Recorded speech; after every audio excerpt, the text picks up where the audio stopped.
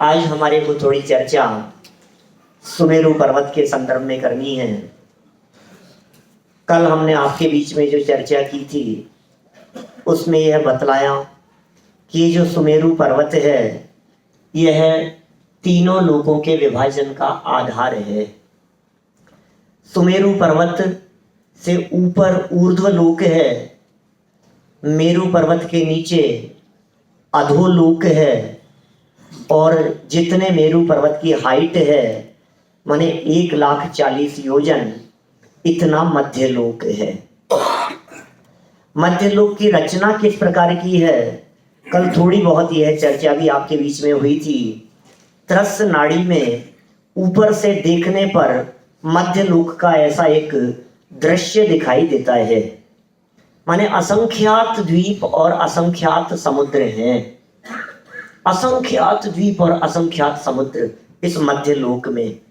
आप देखिए हम कहाँ रहते हैं, हमारा मकान कितना है, हमारी जमीन जायदाद कितनी है, हमारा परिग्रह कितना है। थोड़ा बहुत कुछ एक बड़ा बंगला बनाता है तो ऐसा समझता है जैसे वो बहुत बड़ा आदमी हो गया। इस दुनिया में जिस दुनिया की चर्चा त्रिलोकीनाथ सर्वज्ञ परमात्मा ने की है, वो दुनिया कितनी बड़ी है, वो दुनिया कितनी विशाल है, उसका हम थोड़ा सा अंदाजा यहाँ लगा रहे हैं। विस्तृत चर्चा दोपहर वाले सेशन में करूंगा और फिर और जो बचेगी उसकी शाम को करूंगा चर्चा। देखिए यह है जम्बू द्वीप, 1,00,000 योजन का है, गोलाकार है और यह उसकी परिधि है। इसकी चर्चा भी कल आपके बीच में की थी। 1,00,000 योजन कितना बड़ा होता है, 1,00,000 योजन। अभी जिस दुनिया में हम रहते हैं ना, अमेरिका, लंदन, जापान, रूस, फ्रांस, अफ्रीका, ऑस्ट्रेलिया, ये सब जो पूरी दुनिया है, ये दुनिया 2 योजन में आ जाती है। 8,000 मील बराबर, 2 योजन 8,000 मील। महेंद्र भाई कह रहे आप सर्च करके देखें, सबके हाथ में मोबाइल है, गूगल है, हे गूगल ऐसा कह करके उससे पूछो क्या इस अर्थ का डायमीटर क्या है, तो तुरंत कहता है वो जवाब देता है। मतलब टेक्नोलॉजी कितनी बढ़ गई है, कितनी फास्ट हो गई है। माने हे सिरी से पूछो, गूगल से पूछो, तो वो तुरंत जवाब देते हैं। इस तरह का क्या जवाब देते हैं, 12,734 किलोमीटर है। किलोमीटर में देखें तो 12,734 किलोमीटर डायमीटर, 2 योजन में आ गया। 6,000 किलोमीटर का 1 योजन है, 1,00,000 योजन का है ये जम्बू द्वीप। जिस जम्बू द्वीप की हमने आपके बीच में यहाँ चर्चा प्रारंभ की है, विस्तृत चर्चा फिर करेंगे। इस जम्बू द्वीप को चारों तरफ से घेरे हुए हैं लवण समुद्र। जम्बू द्वीप 1,00,000 योजन का, लवण समुद्र 2,00,000 योजन का कहलाता है। कहाँ है ये जम्बू द्वीप, हस्तिनापुर में?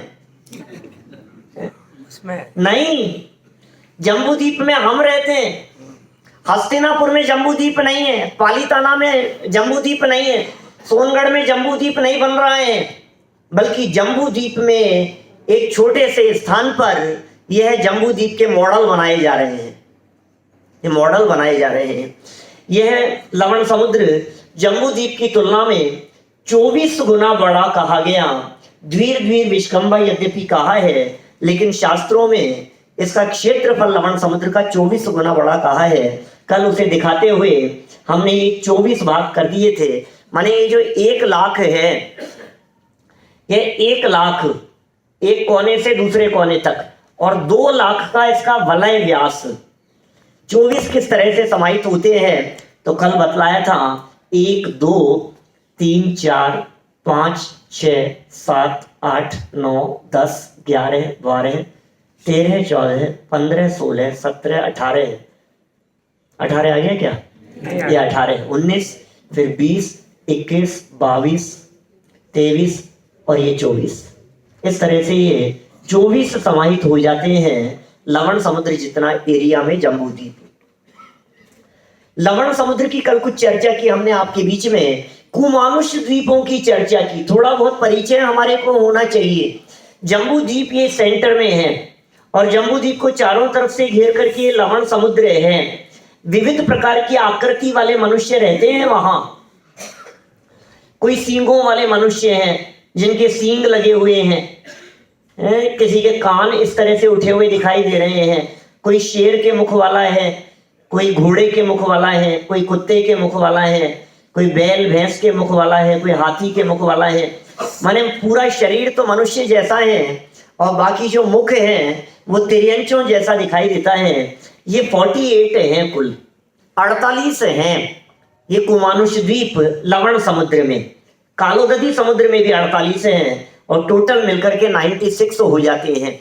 ये किस प्रकार हैं, चर्चा तो बहुत विस्तृत है। अभी लवण समुद्र को समझाने लग जाए तो पूरा शिविर लवण समुद्र भी पूरा हो जाए, माने इतनी विस्तृत चर्चाएं हैं सारी। इसमें जो 24 तो हैं जम्बू द्वीप की बाउंड्री पर और 24 हैं जम्बू द्वीप के ये लवण समुद्र के बाहरी कॉर्नर पर।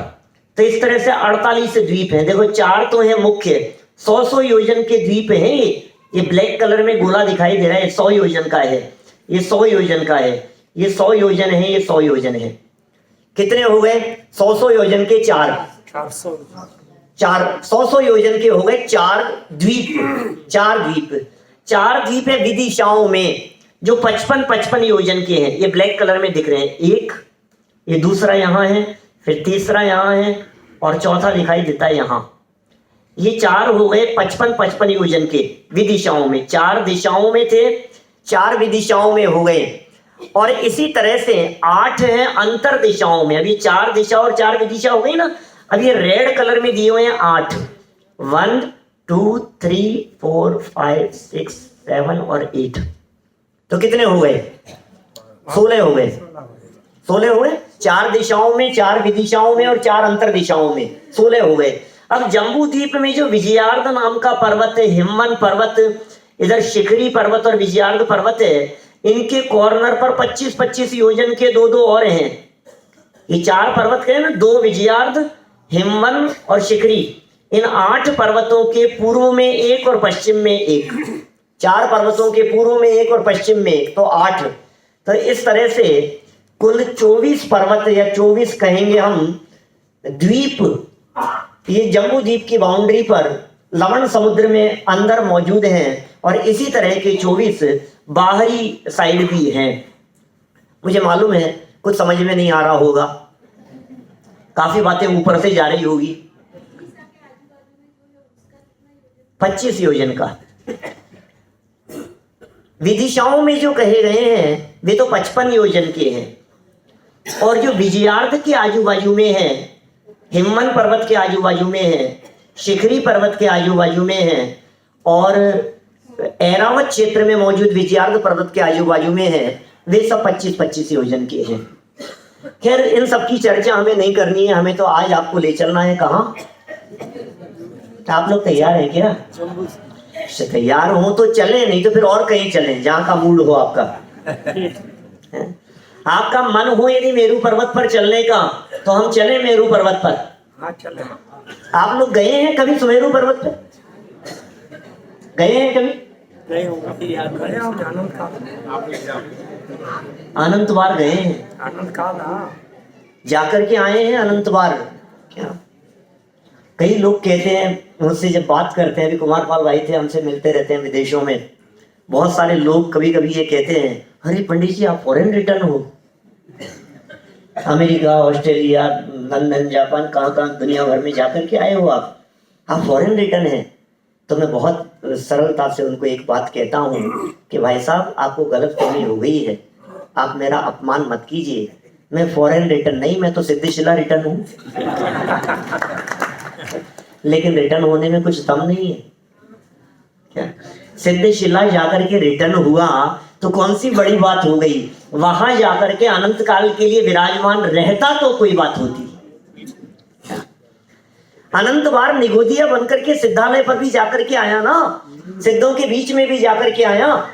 इसलिए किसी क्षेत्र में सुख नहीं होता, बाहर में सुख नहीं है, आनंद अंदर है, भीतर में है आनंद। ये सुख की तलाश के लिए बाहर घूमता रहता है, बाहर भटकता रहता है। फिर भी कोई बात नहीं, आपका मन है तो बाहरी क्षेत्र पर चल करके देखते हैं। यह है एक सुमेरु पर्वत।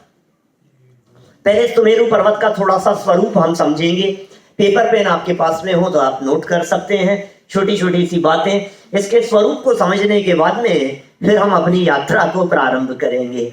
देखिए ये सुमेरु पर्वत है, ये आकार, ये चित्र है। और इस सुमेरु पर्वत पर ग्राउंड लेवल पर एक वन है, एक जंगल बना हुआ है चारों तरफ ग्राउंड पर, उसका नाम है भद्रसाल नाम का वन।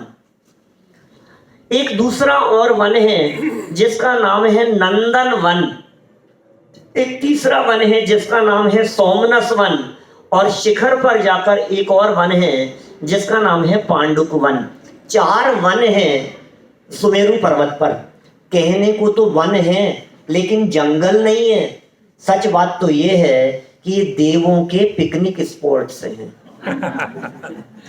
देवगति के जीव वहां पिकनिक मनाने के लिए जाते हैं, घूमने फिरने के लिए जाते हैं। सुंदर गार्डन जैसे अपन जंगल समझते हैं ना, वन वन माने जंगल है तो कोई खराब जगह। जंगल में कौन जाता है? जंगल में भी कोई घूमने फिरने जाता है क्या? जंगल तो ऐसा लगता है जैसे उजड़ा हुआ हो, कुछ नहीं हो जंगल में। लेकिन ये जंगल नहीं, कहने के लिए जंगल है, वास्तव में बहुत सुंदर है, बहुत सुंदर सुंदर है। ये कहाँ है? भद्रसाल वन तो है जमीन पर, ग्राउंड लेवल पर, ग्राउंड पर भद्रसाल वन है।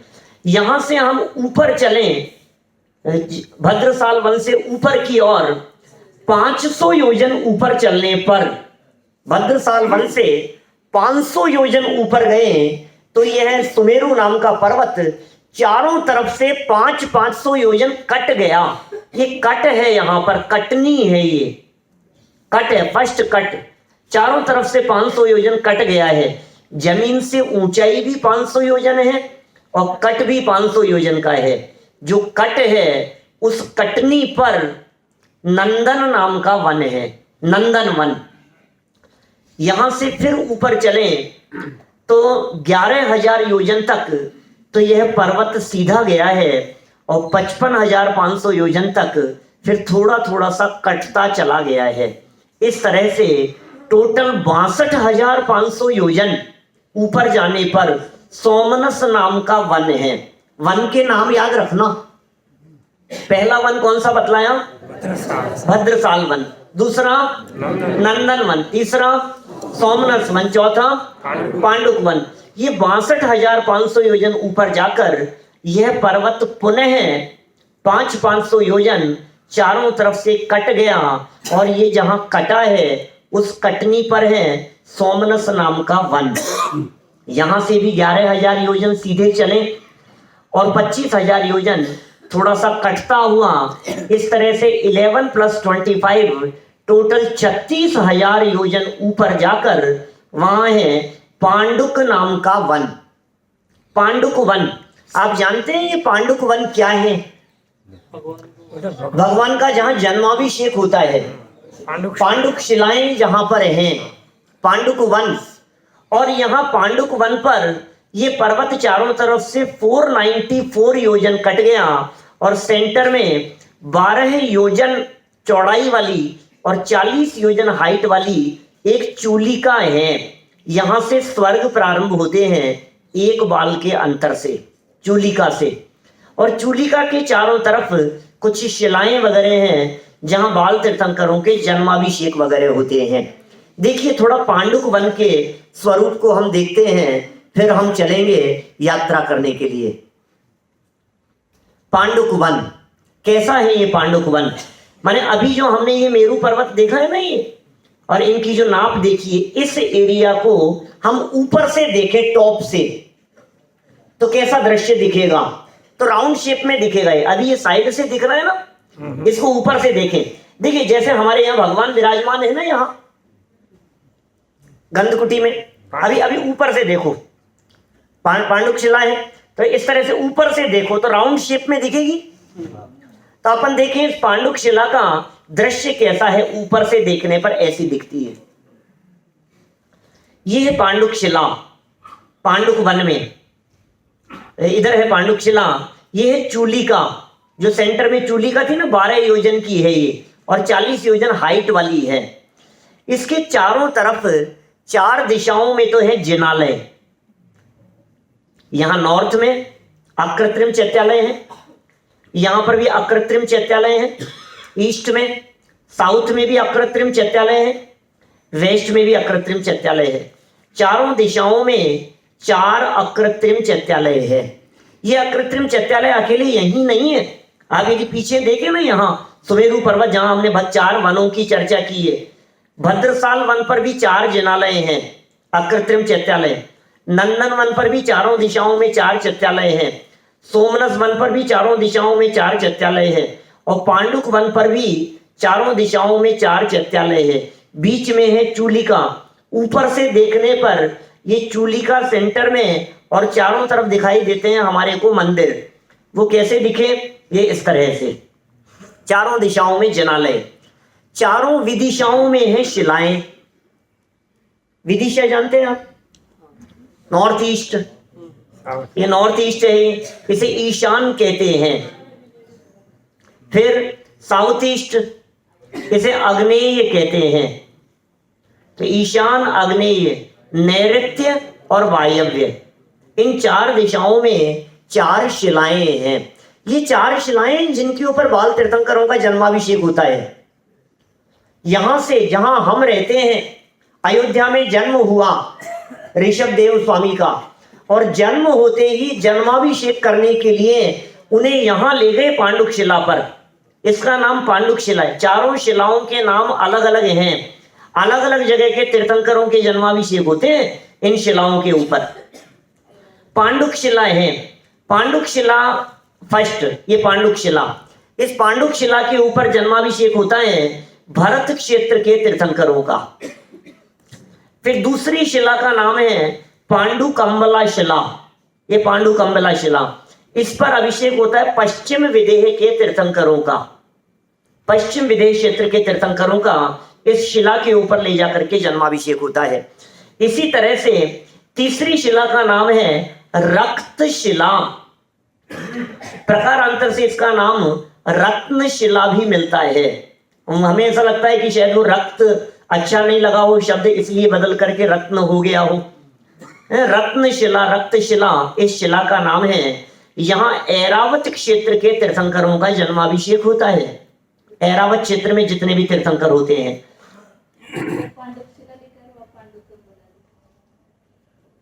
कहाँ पे, यहाँ कुछ लिखा हुआ है क्या? हो सकता है कुछ ये चित्र में थोड़ा मिस्टेक हो। ये है पांडुक शिला, ये पांडुकंबला शिला, ये रक्त शिला और ये रक्त कंबला शिला। यहाँ रक्त कंबला शिला पर पूर्व विदेह क्षेत्र के बाल तीर्थंकरों का जन्माभिषेक होता है। आप देखना चाहेंगी शिलाएं किस तरह की आकार वाली होती है? अभी यहाँ तो दिख रही है अपने को, चंद्राकार दिखाई दे रही है, कुछ आसन ऊपर दिखाई दे रहे हैं, लेकिन एक्चुअल में ये शिलाएं होती किस प्रकार की है? देखिए, इन शिलाओं का शेप होता है इस तरह का। ये जो शेप दिख रहा है आपको, माने कोई एक तखत हो, तखत, तख्ता जैसा, तो उसकी लेंथ तो है, लंबाई तो है 100 योजन की, यहां से लेकर के यहां तक 100 योजन है। और ये जो चौड़ाई है, ये चौड़ाई है 50 योजन की। और इसकी जो हाइट है, नीचे से गोलाकार हाइट है, नीचे से आधे चंद्रमा की तरह बनी हुई, ये 8 योजन की इसकी ऊंचाई है। इस शिला के ऊपर ये जो शिला बनी हुई है, ये शिलाएं कहाँ थी? पांडुक वन में थी। ध्यान, अपन पांडुक वन में खड़े हैं, अपन सुमेरु पर्वत के ऊपर पांडुक वन की शिला पर हम लोग खड़े हुए हैं, पांडुक शिला पर। अब यहाँ शिला में ये 3 गोले बने हुए हैं। इन 3 गोलों पर क्या है? इस तरह के सिंहासन बने हुए हैं, 500 धनुष के हैं ये आसन। सेंटर वाले का नाम है सिंहासन, और दोनों को कहते हैं, अगल बगल में इन्हें कहते हैं भद्रासन। इसी प्रकार का आकार होता है इनका, ऐसी लंबाई चौड़ाई, फिर ये गोलाकार नीचे से कटी हुई, इस तरह की ये शिला, बीच में यहाँ आसन, यहाँ बाल तीर्थंकर को विराजमान करते हैं, और लेफ्ट साइड में और राइट साइड में सौधर्म और ईशान इंद्र, और अलग जगह पर सनत कुमार माहेंद्र इंद्र, वो वहां जाकर के खड़े होते हैं, और बाल तीर्थंकर यहाँ विराजमान करके उनका जन्माभिषेक किया जाता है। तो और बीच में है, सेंटर में वो चूलिका, ये चारों दिशाओं के अंदर जो ये शिलाएं हैं, इसके सेंटर में है चूलिका, वो 40 योजन की है, माने 12 योजन तो ये नीचे, फिर उसके बाद में 4 योजन ये ऊपर से, और हाइट है इसकी, रंग है नीलकंठ मणि का, और हाइट है 40 योजन की। इस तरह की ये चूलिका है। यदि थोड़ा बहुत कुछ स्वरूप आपके समझ में आया हो तो हम चलें सुमेरु पर्वत पर। चले। चलें? तो अभी तक कहाँ चल रहे थे आप लोग? अभी तक कहाँ थे आप लोग? सुमेरु पर्वत पर तो जाकर के आ गए ना? नहीं? चलिए धीरे धीरे चलते हैं, हम आपको वहां उस जगह पर ले चलने का प्रयास करते हैं। आप थोड़ा उपयोग को एकाग्र करके भाव बनाएं वहां चलने के लिए। ये देखिए, ये है जम्बू द्वीप और चारों तरफ से घिरा हुआ है लवण समुद्र। बराबर? जम्बू द्वीप है ये, चारों तरफ लवण समुद्र है और जम्बू द्वीप के सेंटर में 1,00,000 योजन का सुमेरु पर्वत है। 1,000 योजन नीचे नींव है और 99,040 योजन इस मेरु पर्वत की धरातल से हाइट है। टोटल 1,40,000 योजन हाइट वाला यह है सुमेरु पर्वत है। देखिए आप, यह है जम्बू द्वीप और सेंटर में खड़ा है सुमेरु पर्वत। दिख रहा है आपको? ये कुछ डिजिटल वर्क हमारा कुछ वर्कों से चल रहा है और वहां से ये सैटेलाइट से पिक्चर लिए हैं ये मेरु पर्वत के। ये कैसा दिखाई देता है ये? हैं अभी आपको दिख रहे हैं नीचे भद्रसाल वन दिख रहा है, भद्रसाल वन, नंदन वन, सोमनस वन, पांडुक वन, ये 4 वन कुछ दिख रहे हैं आपको यहाँ भद्रसाल वन। यहाँ के अकृत्रिम चैत्यालय दिख रहे हैं आपको? दर्शन कर पा रहे हैं आप? नहीं दिख रहे हैं? क्या बात कर रहे हैं आप? अब देखो थोड़ा जूम किया हमने, अब दिख रहे हैं कि नहीं दिख रहे हैं? यहाँ भद्रसाल नाम का वन है जमीन पर, चारों तरफ है ये गजरंत और नीचे है भद्रसाल वन जमीन पर। नहीं दिख रहा है आपको? थोड़ा सा और जूम किया जाए, सैटेलाइट को थोड़ा सा और देखा जाए गहराई से। ये देखो, अब दिखा क्या कुछ? अब दिखा? यहाँ अकृत्रिम चैत्यालय दिखाई दे रहे हैं? नहीं दिख रहे, थोड़ा और जूम करके देखा जाए। अब देखो, अब दिखते हैं कि नहीं? अब दिखते हैं थोड़े थोड़े, अभी भी नहीं दिख रहे हैं किसी किसी को, तो थोड़ा सा और जूम करके देखो। अब दिखा के नहीं? दिख गया? अभी भी नहीं दिखा क्या? यदि अभी भी नहीं दिखा है तो फिर आपको आंखें टेस्ट करवाने की जरूरत है। क्या करें? ये जमीन पर है भद्रसाल नाम का वन और यहाँ है अकृत्रिम चैत्यालय, चारों दिशाओं में है। ठीक है, ये गजरंत नाम के पर्वत हैं। यहाँ भद्रसाल वन पर नीचे जमीन पर चैत्यालय एक दिशा में, दूसरी दिशा में चैत्यालय, ऐसे ही। हाँ, ऊपर है नंदन वन, ऊपर नंदन वन है 500 योजन की हाइट पर चलकर।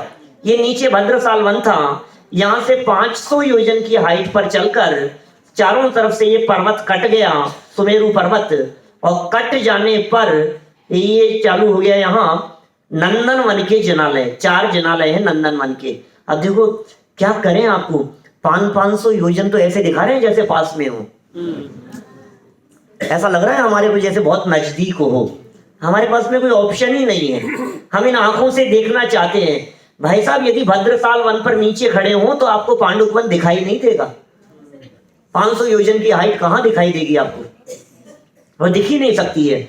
लेकिन कोई बात नहीं, आपने यदि इन 2 स्थानों के, 2 वनों के, चैत्यालयों के यदि दर्शन कर लिए हो तो मैं आपको ले चलना चाहता हूं नंदन वन के ऊपर। नंदन वन तो हो गया, सोमनस वन पर चलते हैं। 62,500 योजन की हाइट पर चलना है, यहां से ऊपर ऊपर ऊपर ऊपर ऊपर। आपको ये लग रहा होगा ये सुमेरु पर्वत है ना, थोड़े से कलर डार्क थोड़ा सा हो गया है, ये रत्न जड़े हुए हैं इसके ऊपर। धरती से 61,000 योजन की हाइट तक इसके ऊपर रत्न जड़े हुए हैं सुमेरु पर्वत के ऊपर। तो यहां से चले 62,500 योजन ऊपर, तो ऊपर चलते चलते हम पहुंच गए हैं यहां, कौन से पर? सोमनस नाम का वन, सोमनस वन। यहां भी चारों तरफ से ये पर्वत 500 धनुष कट गया है। चारों तरफ से जहां कटा है उस कटनी पर चारों तरफ एक एक अकृत्रिम जनालय है। 108 प्रतिमाएं हैं अकृत्रिम जनालय पर। और ऊपर जो है ये पर्वत 36,000 योजन के आसपास, 38,000 योजन, ये गोल्ड का बना हुआ है, ऊपर से गोल्ड है। और ऊपर चलें, और ऊपर चलें, शिखर पर चल करके देखें तो देखिए आप, मेरू पर्वत के शिखर पर हम पहुंच गए हैं। ये मेरू पर्वत का शिखर, टॉप। यहां चारों तरफ हैं 4 शिलाएं विदिशाओं में, और दिशाओं में हैं 4 अकृत्रिम जिन मंदिर। बीच में है पांडुक शिला, पांडुक शिला नहीं, क्या नाम है इसका, चूलिका। चूलिका दिख रही है आपको? और नजदीक से देखो, ये चूलिका दिखाई दे रही है।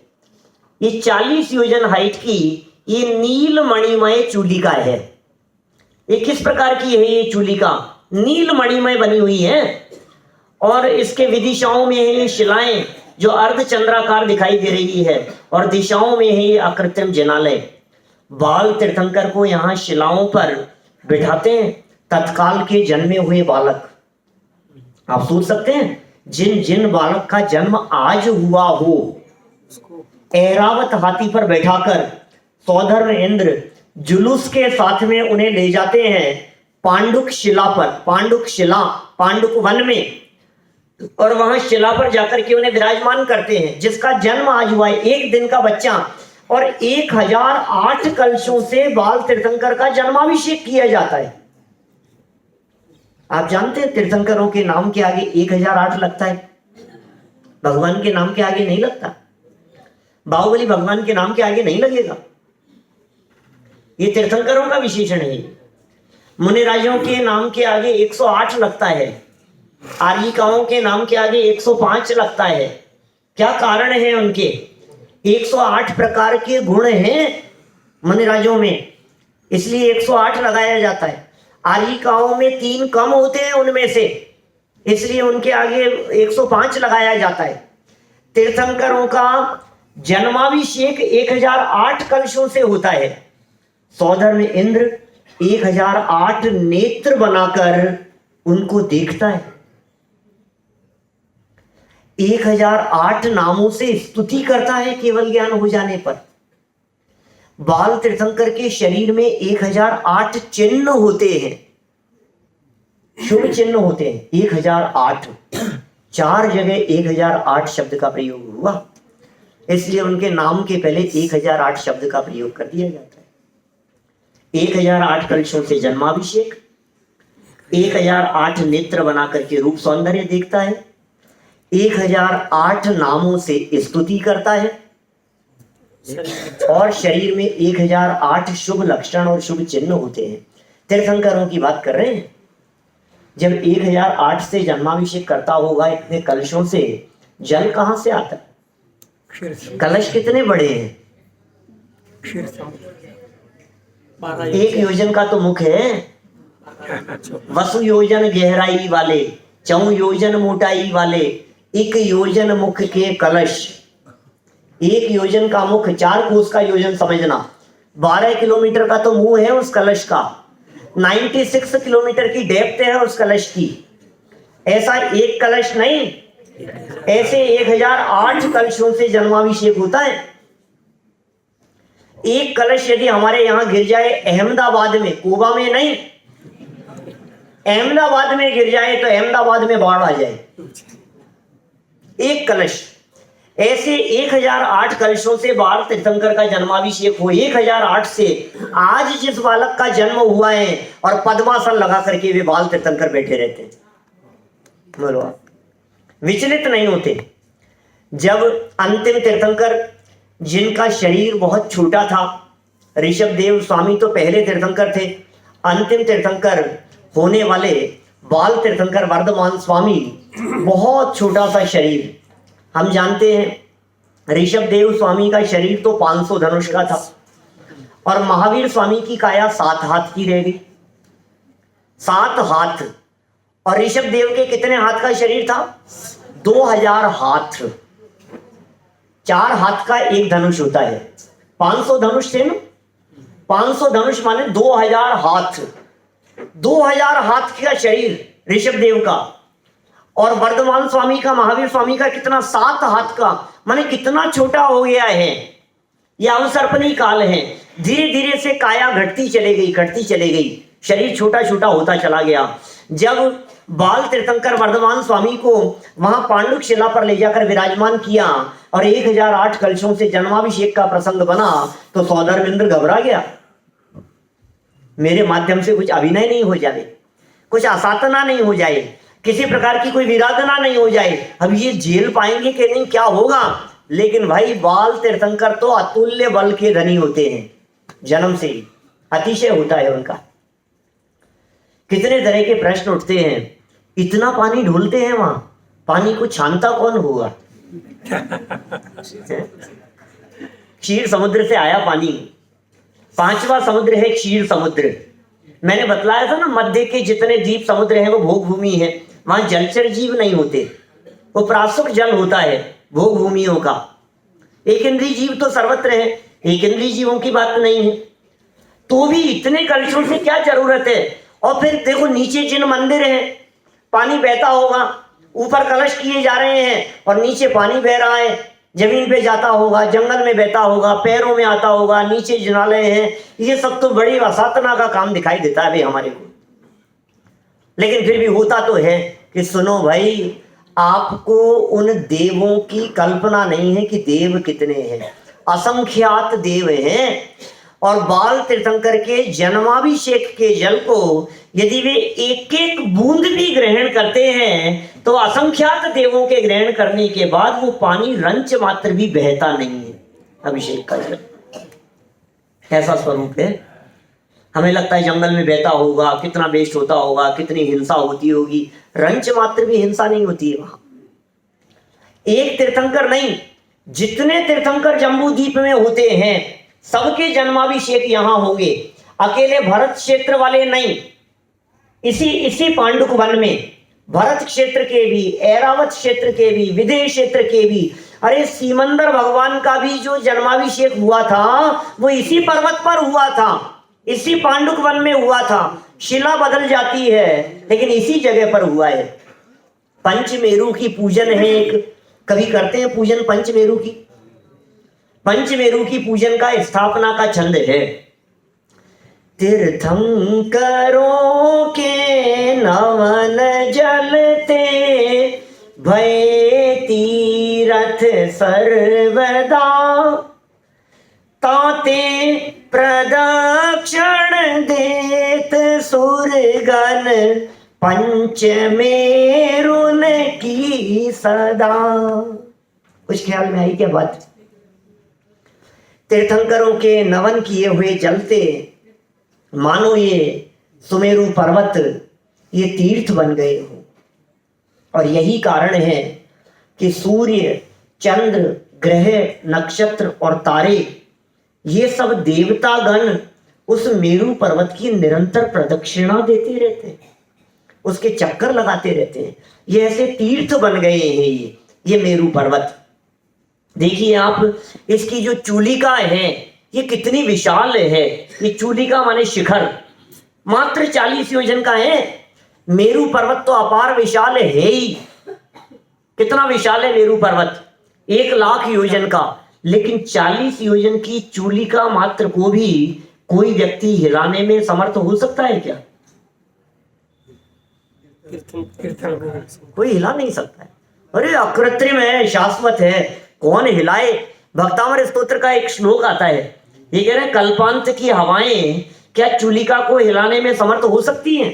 भक्तामर का श्लोक याद आता है क्या आपको? कोई 15 नंबर का श्लोक है, बोल सकते हैं सब लोग मिलकर?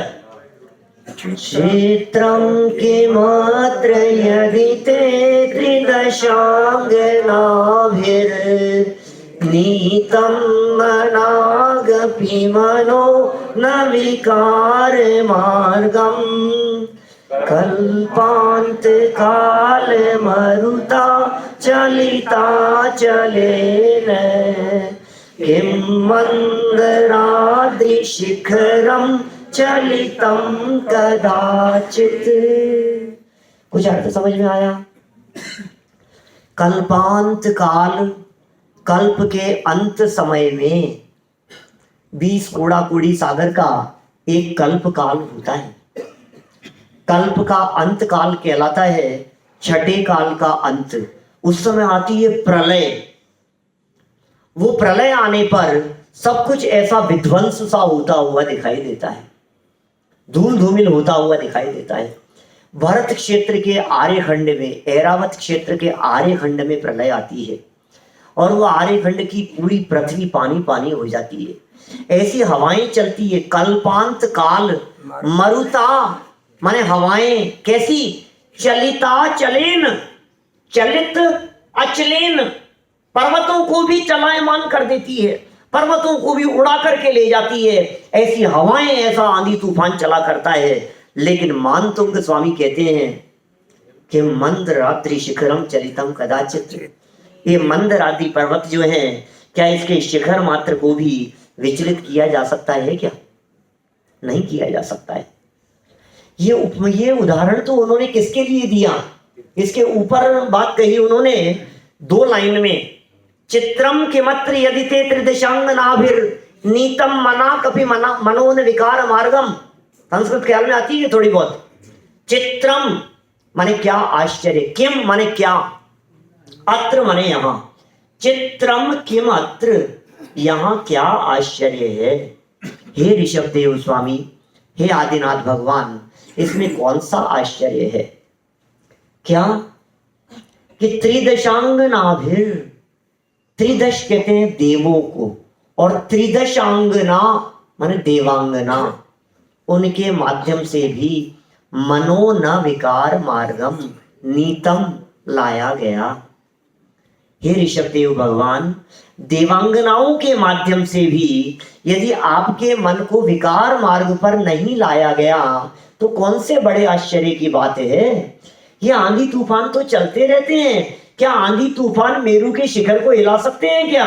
इसी तरह से आपके मन को भी कोई विचलित करने में समर्थ नहीं हो सकता। ये बात तो कही थी मेरू पर्वत के संदर्भ में। मैं समापन करता हूं बात को। सुदर्शन मेरू की महिमा गाते हुए हमारे विद्वान हुए हैं बहुत अच्छे, राजमल जी पवैया, नाम सुना है आपने? बहुत रचनाएं की है उन्होंने, बहुत विधान लिखे हैं। एक पंचमेरु नंदीश्वर विधान में उन्होंने 2 लाइनें लिखी सुदर्शन मेरू की महिमा बतलाते हुए। कैसी महिमा है इसकी? सुदर्शन मेरू की महिमा जगत विख्यात अनुपम है, सुदर्शन मेरू की महिमा जगत विख्यात अनुपम है, जगत को दे रहा संदेश निज आत्म सुदर्शन है। सुदर्शन क्या निज आत्म सुदर्शन है? सम्यक क्या निज आत्म सुदर्शन मेरू पर्वत है। सुदर्शन मेरू माने सुमेरु पर्वत, ये आत्म तत्व सुमेरु पर्वत है भाई साहब। जिस तरह से कल्पांत की हवाएं सुमेरु पर्वत को नहीं हिला सकती, उसी तरह से मिथ्यात्व राग द्वेष और काम क्रोध आदि की हवाएं इस आत्मा को विचलित करने में समर्थ नहीं हो सकती है। ये ध्रुव आत्म तत्व इस देह देवालय में विराजमान है। ये मंदिर है, ये शरीर एक मंदिर है जिसमें देव विराजमान है। बाहर के मंदिरों में जो देवता दिखाई देते हैं वे तो पाषाण की प्रतिमाएं हैं, उनकी हम उपचार से उपचरित असद्भुत व्यवहार नए से हम पूजन करते हैं। लेकिन भाई जिन मंदिर में देव नहीं है, तन मंदिर में देव है, अंदर ये परमात्मा विराजमान है। असंख्यात प्रदेशी, अनंत गुण संपन्न, अनंत शक्तियों का स्वामी, जीवत्व शक्ति, चिति शक्ति, दृष्टि शक्ति, ज्ञान शक्ति, सुख शक्ति, वीर शक्ति, प्रभुत्व शक्ति, विभुत्व शक्ति, सर्वदर्शित्व, सर्वज्ञत्व, स्वच्छत्व, प्रकाश, असंकुचित विकासत्व, कार्य कारणत्व, परिणाम परिणामकत्व शक्ति, त्याग उपादान शून्यत्व शक्ति, ऐसी अनंत शक्तियां हैं भगवान आत्मा में, अनंत शक्तियां। और सुनो, अनादिकाल से आज तक मिथ्यात्व की कितने भी आंधी तूफान चले हों, आत्मा के असंख्यात प्रदेशों में से एक प्रदेश को भी कम करने में समर्थ नहीं हुआ। मिथ्यात्व, राग, द्वेष और विकारी भावों के कितने भी आंधी तूफान चले हों, लेकिन इस गायक भगवान आत्मा के अनंत गुणों में से एक गुण और एक शक्ति को भी वे विचलित करने में समर्थ नहीं हो सके। अरे मिथ्यात्व और राग द्वेष के कितने भी आंधी तूफान चले, लेकिन ये भगवान आत्मा सुमेरु पर्वत की तरह अड़िग और अचल रहा करता है। इसे विचलित करने में कोई भी समर्थ नहीं हो सकता। जो जीव अपने इस अकृत्रिम स्वभाव को पहचान लेते हैं, उनका अभिषेक होता है फिर मेरू के शिखर पर जाकर के। क्या उनका जन्माभिषेक मनाया जाता है? क्या उनका जन्म सफल होता है? किनका जन्म सफल है? जिन्हें मेरू की महिमा आ रही है उनका नहीं, जिन्हें इन शास्त्रों की महिमा आ रही है उनका नहीं, जिन्हें स्वभाव की महिमा आ रही है उनका। अरे तीर्थंकरों की महिमा भी जिन्हें आवे उनका कल्याण नहीं होता। तीर्थंकरों ने जिस गायक भगवान आत्मा की महिमा बतलाई है वो कोई और नहीं है, वो मैं यहां साक्षात विराजमान हूं। वो आप सब है, सबके भीतर वही आत्मा है। सब त्रिकाली ध्रुव हैं, अजर अमर हैं, अविनाशी हैं, जिसका कभी नाश नहीं होता। परिणमन होते हुए भी जो जीव कभी जड़ नहीं हो जाता। नवी उपजई नवी मरही बंधु न मोक्खु करेही। जिसका जन्म नहीं होता, जिसका मरण नहीं होता, जिसकी उत्पत्ति नहीं होती, जिसका विनाश नहीं होता, अजर अमर असंख्यात प्रदेशी, लोक प्रमाण असंख्यात प्रदेशी, ऐसा मेरा स्वरूप है भाई। ये मेरू पर्वत उसी गायक भगवान आत्मा के स्वरूप को बतलाता है। तो हम इस भगवान आत्मा की महिमा इस मेरू पर्वत के माध्यम से समझें। 2 मिनट हम मेरू पर्वत पर एक वंदना करते हैं। आप लोग आंखें बंद कर लीजिए और मेरे साथ में विचरण कीजिए। ओम शांति। हम यहाँ बैठे हुए कल्पना करें, चारण रिद्धि प्रकट हो गई है, आकाश मार्ग से गमन करने की सामर्थ्य है। भरत क्षेत्र से उड़ते हुए हम सभी यहाँ से विहार कर रहे हैं और विहार करते करते हम पहुंच गए सुदर्शन मेरू पर्वत की तलहटी में। जम्बू द्वीप के मध्य में यह सुमेरु पर्वत अत्यंत विशाल खड़ा हुआ हमें स्पष्ट दिखाई दे रहा है। नीचे बैठकर हमने इस मेरू पर्वत की वंदना की। नीचे जमीन पर भद्रसाल नाम का वन था। पूर्व दिशा के जनालयों की वंदना की। घूमते हुए चले गए, दक्षिण दिशा के जनालयों की वंदना की। पश्चिम दिशा के जनालयों की वंदना करें। फिर उत्तर दिशा की ओर आ गए, घूमकर उत्तर दिशा स्थित अकृत्रिम जनालयों की वंदना की। धरती से 500 योजन ऊपर उठकर हम चले गए नंदन वन की ओर। नंदन वन पर वहां भी चारों दिशाओं में 4 जनालय दिखाई दे रहे हैं। पूर्व दिशा के जनालय, दक्षिण, पश्चिम और उत्तर दिशा के जनालय। एक एक जनालय में 108 रत्नमयी स्फटिक की प्रतिमाएं। उन प्रतिमाओं के भावपूर्वक हमने वंदन किए। यहाँ से फिर हमने उड़ान भरी और उड़ते हुए ऊपर चलते हुए हम पहुंच गए सोमनस वन पर 62,500 योजन की ऊंचाई पर। पूर्व, दक्षिण, पश्चिम और उत्तर दिशा स्थित अकृत्रिम जनालयों की हमने वहां वंदना की और वहां से फिर हमने चालू की अपनी यात्रा मेरू पर्वत के शिखर पर जाने के लिए। 36,000 योजन की ऊंचाई को पार कर हम पहुंच गए हैं मेरू पर्वत के उस शिखर पर, जो इस धरातल से 99,000 योजन की ऊंचाई पर है। चारों तरफ देखते हैं तो 4 जनालय, 4 दिशाओं में देखते हैं तो बाल तीर्थंकरों के जन्माभिषेक की विशलाएं दिखाई दे रही है। अकृत्रिम जनालय हैं, अकृत्रिम प्रतिमाएं हैं। कैसा शाश्वत अनादि अनंत ये स्वरूप दिखाई दे रहा है। बीच में चूलिका दिखाई दे रही है 40 योजन ऊंचाई वाली। इन अकृत्रिम चैत्यालय की इन अकृत्रिम प्रतिमाओं को देखकर हमें अपना अकृत्रिम गायक स्वरूप दिखाई देने लगा। ओहो, बाहर जिन प्रतिमाएं दिखाई दे रही है और अंदर में अपना गायक स्वरूप दिखाई दे रहा है। देखें, उन अकृत्रिम प्रतिमाओं को देखकर अपने उस अकृत्रिम स्वभाव को देखने का प्रयास करें। जिस तरह से ये मेरू पर्वत अनादि अनंत है, ये चैत्यालय, ये जिनालय अनादि अनंत है, उसी तरह से मेरा आत्मा भी हे प्रभु अनादि अनंत है। अनुभव करें उस अकृत्रिम स्वरूप का, अनुभव करें उस गायक का, अनुभव करें, अनुभव करें, अनुभव करें।